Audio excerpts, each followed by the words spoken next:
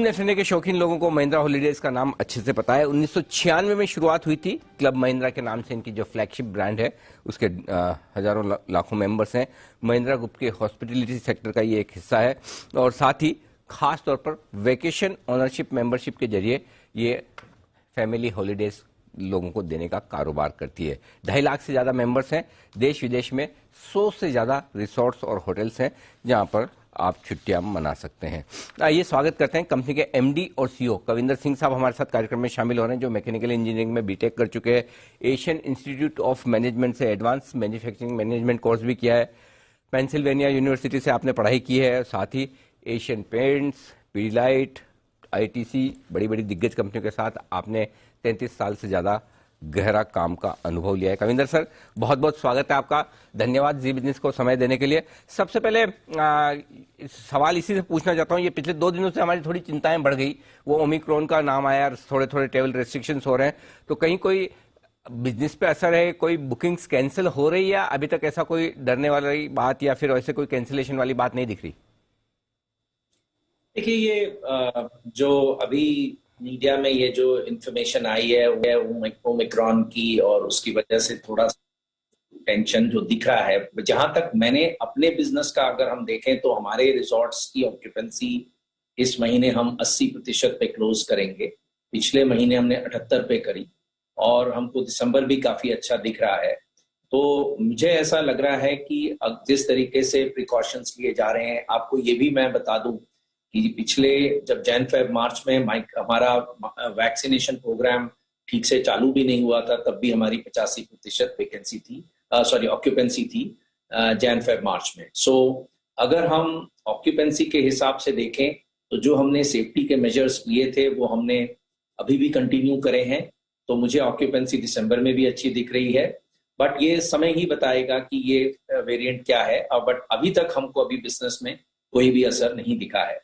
एक चीज बताइए, आमतौर पर आपके हाईएस्ट लेवल पर ऑक्यूपेंसी क्या रहती है? 80-85% के ऊपर भी जाते हैं या मैक्सिमम यही है?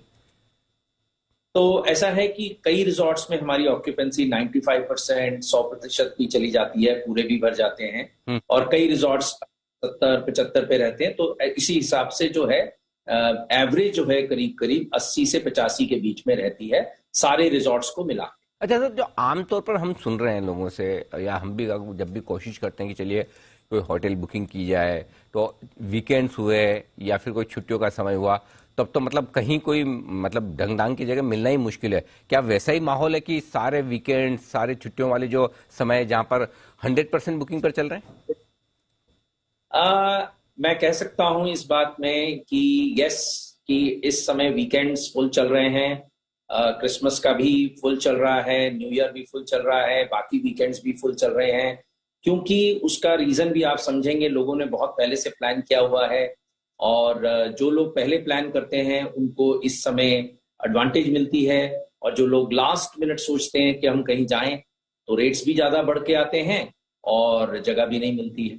आपके तो जनरली जो सारे कस्टमर्स हैं वो फिक्स हैं, मेंबर्स हैं, तो कोई जब डिमांड इस तरह से बढ़ती तो क्या प्राइसिंग पावर आपको मिलता है या आपके प्राइसेस वगैरह जो भी है वो फिक्स ही हो चुके हैं मार्जिन्स? तो हमारे यहाँ एक चीज है, क्योंकि हमारा जो बिजनेस मॉडल है उसमें हमारे मेंबर्स जो हैं जब हॉलिडे करते हैं तो उनको रूम का चार्ज नहीं देना पड़ता। तो हमारे पास कोई प्राइसिंग पावर नहीं है कि अगर ऑक्यूपेंसी ज्यादा है तो हमने अपनी प्राइस बढ़ा दी, वो नहीं हम करते हैं। और वो हमारे बिजनेस मॉडल का एक इम्पॉर्टेंट पार्ट है, क्योंकि हम अपने मेंबर्स के लिए कमिटेड हैं कि जो हमने उनको कमिट किया है कि हम उनको हॉलीडेज देंगे जब वो उनके सीजन में, और अगर वो अपने सीजन में हॉलीडे मांगते हैं और टाइम से मांगते हैं तो उनको हॉलीडे मिलता है। तो हमारे पास इस एरिया में प्राइसिंग पावर नहीं होती है। मगर अगर हम ध्यान से देखें, हमारे जो मेंबरशिप फी है उस पर भी हमने प्राइस बढ़ोतरी की है थोड़ी सी, क्योंकि अब इन्फ्लेशन का थोड़ा असर तो आ ही रहा है। और हमारे जो रिजॉर्ट्स में F&B वगैरह है उस पर भी थोड़ी सी प्राइस इंक्रीज करी है।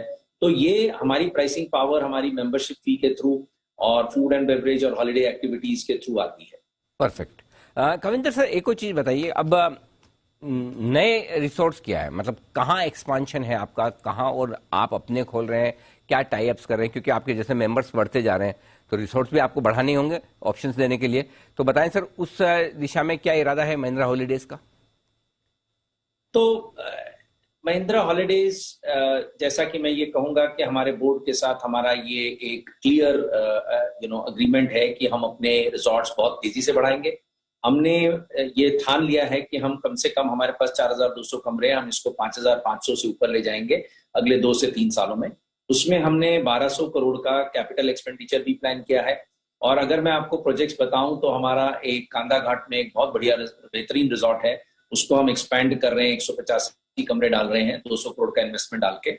और हमारे पास एक गणपति फूले में, जो यहाँ से अगर आप बॉम्बे से गोवा की तरफ जाएं तो रास्ते में बहुत ही ब्यूटीफुल जगह आती है गणपति फूले, जिसमें अरेबियन सी के बहुत अच्छे व्यूज हैं। तो वहां पर भी एक हमने प्रोजेक्ट का ऐलान किया हुआ है। जस्ट एक लास्ट मिनट अप्रूवल्स आने बाकी हैं, तो उस पर भी हम 225 करोड़ के करीब खर्चा करेंगे। हमारा पुदुचेरी में एक बहुत ही बेहतरीन रिजॉर्ट है, उसको भी हम एक्सपैंड करेंगे, करीब 60-65 करोड़ लगाएंगे। आसनोरा गोवा में जो हमने प्रोजेक्ट खोला था फरवरी में, उसका एक्सपेंशन कंप्लीट हो जाएगा जनवरी-फरवरी तक, तो उसमें भी हमने 50 करोड़ का और इन्वेस्टमेंट करके 50 कमरे हम ऐड कर रहे हैं, तो वो 200 रूम का रिजॉर्ट हो जाएगा। अष्टमुडी गोवा केरला में हमारे एक बहुत ही ब्यूटीफुल रिजॉर्ट है, उसमें भी हमने 33 कमरे ऐड कर रहे हैं, तो 35 करोड़ के करीब खर्चा करके वो भी कंप्लीट हो जाएगा फरवरी-मार्च तक। उसके अलावा हमारे पास और भी जमीनें हैं जहां पर हम रिजॉर्ट्स बनाएंगे, महाराष्ट्र में पर्टिकुलरली, जहां पर हमारी काफी डिमांड है। और हम इस समय एक्विजिशन भी देख रहे हैं कि अगर हमको कोई बहुत ही अच्छा रिजॉर्ट मिलता है सही प्राइस पे, तो वो भी हमारे रेडार में। इंटरेस्टिंग। और मैं वही सवाल पूछने वाला था, क्योंकि आपके पास जो इतना सारा पैसा पड़ा है उस पर भी मेरी नजर है सर। 1,041 करोड़ आपके पास कैश पड़ा है, तो कब तक क्या कुछ डेवलपमेंट सर, एक्सपांशन या एक्विजिशंस कब तक? एक्सपांशन तो आपने बताया, नए एक्विजिशन कब तक सुन सकते हैं? तो देखिए, ऐसा है कि हमारे हम जो रिजॉर्ट जिस तरीके की प्रॉपर्टी ढूंढते हैं वो कई बार अवेलेबल नहीं होती है, और अगर होती है तो उसकी प्राइस ठीक नहीं होती है। और हम नहीं चाहते कि हमारी कंपनी में हम ओवर प्राइस चीज खरीदें, तो हम ढूंढते रहते हैं कोई अच्छी प्रॉपर्टी। अगर हमारे पास काफी टारगेट्स हैं, कभी प्राइस, कभी लोकेशन, कभी दूसरी और चीजें भी आ जाती हैं कि अगर वो रिजॉर्ट, जैसे मैं आपको एक एग्जांपल देना चाहूंगा कि जैसे हम उस जगह पे रिजॉर्ट नहीं बनाते हैं जहां पर लोग बार बार नहीं जाना चाहेंगे, क्योंकि कई टूरिस्ट जगहें ऐसी हैं जहां पर आप सिर्फ एक बार जाते हैं, तो वो भी एक हमारी कंसिडरेशन रहती है। और हम चाहते हैं कि हमारे रिजॉर्ट ड्राइवेबल डिस्टेंस पे हों, क्योंकि अब हम देख रहे हैं कि ड्राइवेबल डिस्टेंस का जमाना है। देखिए, अगर ये नया वेरिएंट मान लीजिए थोड़ा सा आगे भी बढ़ता है, तब भी लोग ड्राइवेबल डेस्टिनेशंस पे तो जाएंगे ही, और 80% हमारे रिजॉर्ट्स इस समय ड्राइवेबल डेस्टिनेशंस पे हैं। ये इंटरेस्टिंग चीज बताई, बराबर है। आजकल लोग बजाय एयर या ट्रेन ट्रेवल करने के प्रीफर करते हैं अपनी गाड़ी उठाई निकल गए, वीकेंड बनाकर आ गए। बहुत बढ़िया सर। तो वैसे आपकी पिछले क्वार्टर की परफॉर्मेंस भी बड़ी दमदार रही, उम्मीद करते हैं, और जिस तरह से कॉन्फिडेंटली आप कह रहे हैं, इस क्वार्टर के रिजल्ट्स भी आपके मजबूत रहने की उम्मीद की जा सकती है। तब आपसे फिर मुलाकात होगी। बहुत बहुत धन्यवाद सर समय देने के लिए और हमारे दर्शकों से बातचीत करने के लिए। धन्यवाद।